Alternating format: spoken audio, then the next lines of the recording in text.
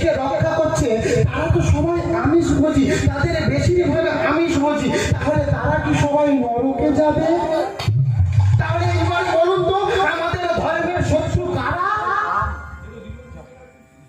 যারা ধর্মের নামে ব্যবসা চালাচ্ছে, ওই বাড়ির একটা ছেলেকে একটা মেয়েকে স্কুলের ব্যাগ দেওয়ার আগে মালা ঝোলা ধরিয়ে দিচ্ছে, বলছে ওরে তুই পথে নেমে আয়, পথে নামান, আমি বারণ করবো না, কিন্তু পথে নামানোর আগে ছেলেটা বা মেয়েটাকে একটু শিক্ষা দিন, যেন সে সমাজে মাথা উঁচু করে দাঁড়াতে পারে, সমাজে সে যেন একজনে মানুষ হতে পারে।